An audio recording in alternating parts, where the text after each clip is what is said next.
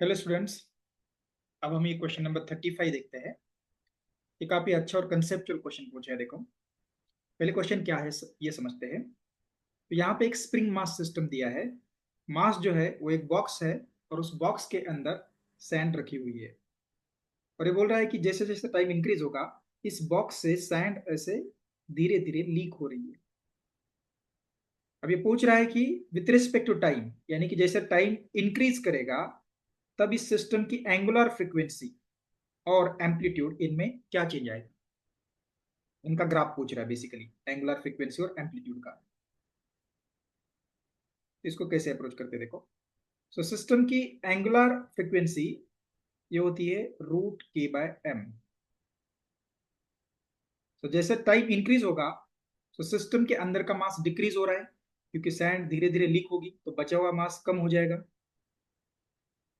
So as time increases mass will decrease, and when mass decreases omega has to increase। Option one answer नहीं हो सकता है। सो to three और four में से कुछ एक आंसर होगा। अब इसमें शुक्र मनाओ कि ओमेगा ओमेगा के जो बचे हुए ग्राफ्स है उसने सभी सिमिलर शेप के दिए हैं।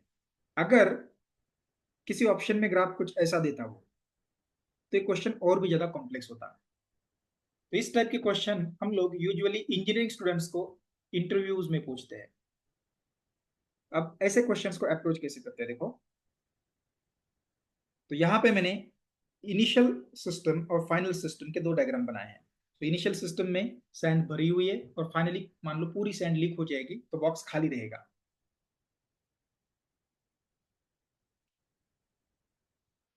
अब यहाँ पे इसके ग्राफ देखते हैं। तो वाई एक्सिस पे हम प्लॉट कर रहे हैं ओमेगा और एक्स एक्सिस पे हम प्लॉट कर रहे हैं टाइम।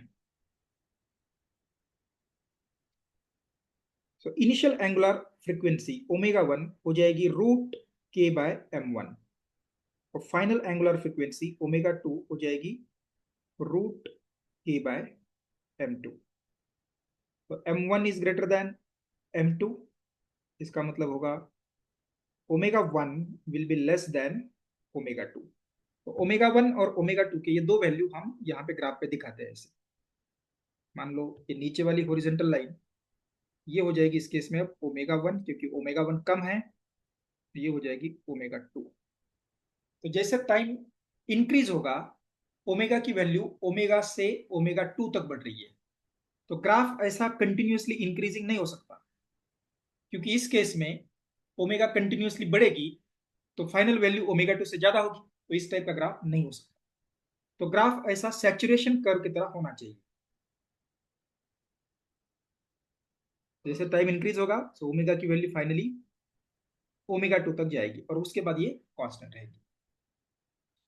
अब सेकंड वाला पार्ट पूछ रहा है एम्पलीट्यूड का ग्राफ। ये थोड़ा सा कॉम्प्लेक्स है। सो सिस्टम की एम्पलीट्यूड सिस्टम के टोटल एनर्जी से रिलेटेड होती है। तो सिस्टम की total energy maximum kinetic energy के बराबर रहती है, and it is also equal to maximum potential energy PE max.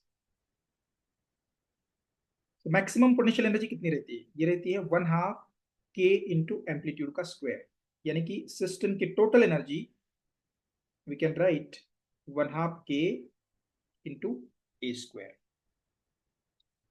अब हमें यह देखना है कि जैसे टाइम इंक्रीज होता है तो ये टोटल एनर्जी इंक्रीज होगी, डिक्रीज होगी या कांस्टेंट रहेगी। तो आपने पढ़ा होगा कि ऑसिलेशंस में एनर्जी हमेशा कंजर्व रहती है, लेकिन इस केस में एनर्जी कंजर्व नहीं रहेगी। क्यों नहीं रहेगी देखो। जैसे जैसे टाइम बढ़ेगा तो टाइम के साथ यहां से सैंड लीक हो रही है, तो सैंड लीक होगी तो उसके साथ कुछ काइनेटिक एनर्जी भी चली जाएगी। तो मान लो बॉक्स कहीं पे ऐसा बीच में है, तो बीच में इस बॉक्स की वेलोसिटी तो जीरो नहीं रहेगी। एक्सट्रीम पोजीशन पे बस वेलोसिटी जीरो होती है, तो in between velocity is non zero. तो इस पोजीशन में अगर यहाँ से सैंड निकल के जाती है तो इस सैंड पार्टिकल के साथ कुछ काइनेटिक एनर्जी भी चली जाएगी, यानी कि सिस्टम के अंदर की एनर्जी धीरे धीरे कम होगी। क्यों कम होगी? क्योंकि टाइम के साथ कुछ काइनेटिक एनर्जी डिक्रीज होते जा रही है लीकेज की वजह से। तो इसका मतलब ई डिक्रीज होगा। अगर ई डिक्रीज होगा तो एम्पलीट्यूड भी डिक्रीज होगी। तो एम्पलीट्यूड का ग्राफ निकालते हैं। तो वाई एक्सिस पे एम्पलीट्यूड रहेगी, एक्स एक्सिस पे रहेगा। हमारा आंसर मतलब यहीं पे निकल के आया कि टाइम इंक्रीज होगा तो एम्पलीट्यूड डिक्रीज होगी। एम्पलीट्यूड डिक्रीज वाला एक ही ग्राफ है, ये तो पहले से ही चला गया। तो ऑप्शन 3 सही होना चाहिए। लेकिन अगर मान लो इसने कुछ ऐसा ऑप्शन देता, एम्पलीट्यूड इस टाइप से डिक्रीज हो रही है, तो फिर कैसे अप्रोच करते?